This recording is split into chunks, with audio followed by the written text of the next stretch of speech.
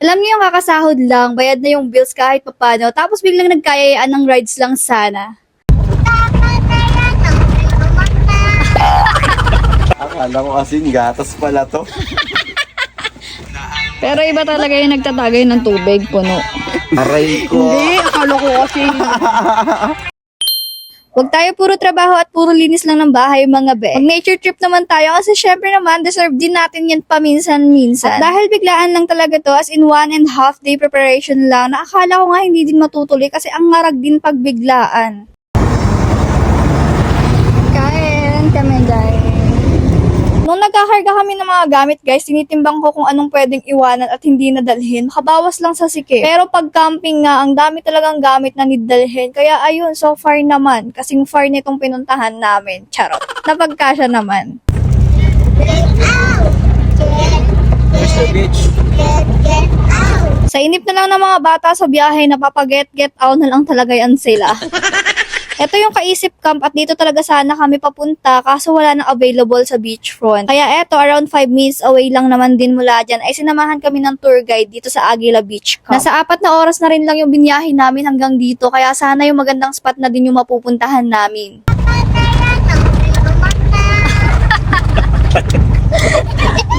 Ang galing ng kanta mo, ah.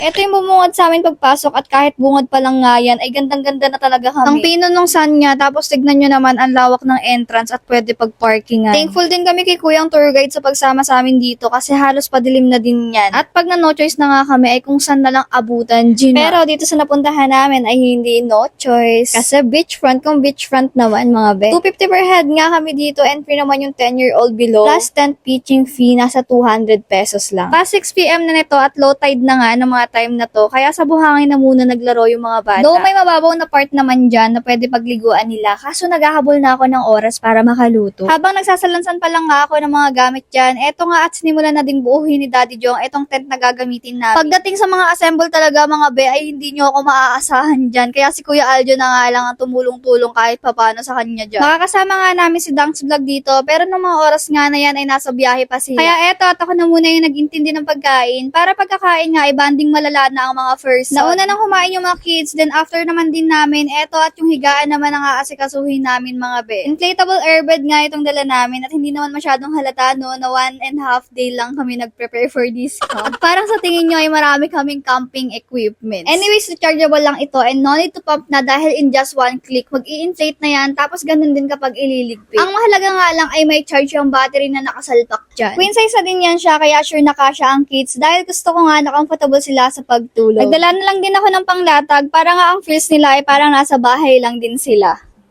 Yan, oh. Guys, paano nakahiga ako kunwari dito sa ano. Tapos may nakatingin dyan, nakaganon, oh.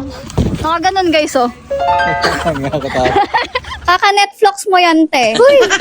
Eto nga, at ganito sila kakompi sa loob nung naayos na. Ayan, guys, si Dunks Vlog. Hi, guys! Ayan si Thea, tsaka si Boy. Punta kami dun sa may sa may low tide. Ano tayo, sasama ka? Follow the leader. Follow the leader. Cucumber ba yun? May mga fish oh, merong ano. Saan? Ano ba yung crab? Hindi. Ayun oh. Starfish Oh ba my yan? God, what is that? Kanina pa may ganyan eh. Ayun oh, ano yan? May mga starfish. Ito, alam ko si cucumber to eh. Ito. Oo, may si cucumber. Nakakain yan? Oo, yung iba, yung malalaki. Guys, ang tawag dito hibas. Parang wala siyang tubig. Low tide na low tide. May hipon pumasok dito. I don't see it. Yun o.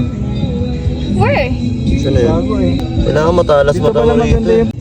Ang daming gumagalaw. Dapat to, hindi ako sumama. Bakit? It's okay. Ayoko nga rin. Okay lang nga, walang problema. Hindi ako sumama. Nabasahan siya eh. Tirelli, pakita mo yung fish. Ito fish. Yan na, may fish. Oo. Ay, maraming isda. Oo nga, oo. No. Huli. Diba, titingnan. Rico! Aray! Aray. Labanan mo siya. Ano yun? Lumubog sa buhangin eh. Wala. Hindi ko naman maulam yun. Ayun guys, pinakita ko lang naman sa inyo yung pinagagawa namin dyan. At sumayaw sa ilalim ng araw. Hawak-hawak ng kamay, isigaw ng sabay-sabay kapayapaan. Wala na lang voice over yan siya, kaya dinaan na lang sa kanta. Eme! Akala ko asin, gatas pala to. Huy, asan yung asin mo? Sige, tigilan mo ang Gingerson. Hi guys! Kumakain na kami ng sotangan with sotanghon crab soup. Kami mga ano kami. Creamy na may Bear Brand. Charot. Pinagkama lang kasi yung Bear Brand. Masarap siya guys. Luto ni Jerson. Sarap ba, Joe? Sarap, panalo. Hindi. Dai. Oo, masarap. Hindi ko pa. Ako tanungin nyo. Masarap. Masarap yan. Panalo yan. Malapit na kami matulog. Oo. Sinusulit lang namin ang mga sandal. Mga sandal. Kasi Pero iba talaga yung nagtatagay ng tubig, puno. Hindi, akala ko kasi. sa aming kalahati lang. Good night, Good night guys. Tutulog na kami. Sila na. Sila na maglolokohan dyan, bala sila. Sige. Aray! Yan.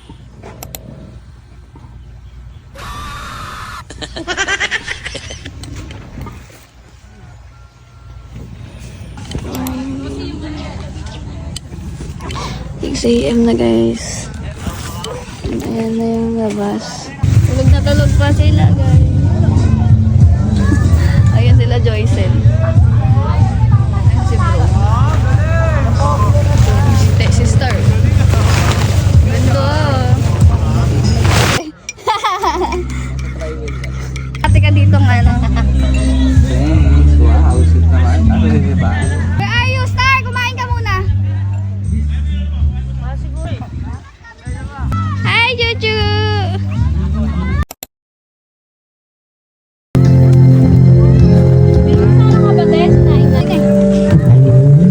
Thank you. Ang sarap lumigo guys, habang ganito pa, mamaya mainit na. Ang bilis lang ng umaga guys at para nga mas makapag-enjoy pa ay maaga na din kami nag-asikaso ng pananghalian. Though maaga pa naman ang mga time na to. Etong si Bro nga yung nagtimpla na muna ng iihaw na bangus para mamaya. Tapos eto at inaasikaso ko naman yung mga bata para makapagbabad na sa dagat. At ngayon rin nga lang sila magbabasa dahil low tide nga nung dumating. Pero alam nyo yung reality mga be, hindi talaga sila masyado nagbabad sa tubig. At mas pinagkabisihan pa nga nila talaga yung mga buhangin dyan.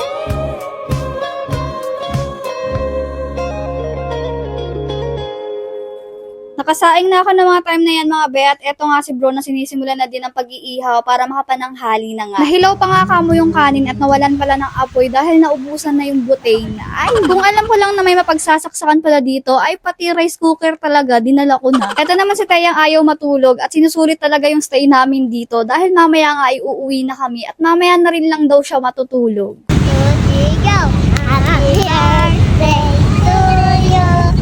Happy birthday to you. Ayos ah. Happy birthday. Happy birthday. Happy birthday to you. Etong mga bandang alas 2 nga ay nagyaya ako maglakad-lakad at mamumulot nga kami nitong mga shell at ayan na lang yung iuuwi kong souvenir. Swimming tayo lahat atong pahapon. Nagyaya pa nga kamo ako mag-swimming yan at hinihintay ko lang bumaba yung araw. Kaso mo nung magbibihis na ako ay nag-low tide bigla mga bandang alas 3:30 nga yun. Aray ko. Hindi naman ako madalas sa beach kaya hindi ako aware na pag bumaba pala yung araw ay bumababa na din yung tubig. Anyways, ito at sinimulan na din namin ligpitin itong mga gamit at gustuhin man naming mag-extend pa sana ay mag-extend din ng bayad sa rent ng mga to. Opo, at na-rent ko lang talaga itong mga dalahan namin kaya kahit nga biglaan ay may instant kaming nagamit. Wala nang ang guest na mga time na yan at kami na lang yung huling lalabas kaya eto at mas feel na feel namin itong campsite. Grabe, sobrang gandang experience to. Kahit panandalian, nakapag-relax kami kahit papano. Huling groupie muna dito sa Aguila Campsite tapos eto at kumakaway na sa amin itong lugar na ang sarap pang mabalikan. O paano mga be, isang drawing na naman ang nakulayan. Anong gagawin? Magkulay na din, aba.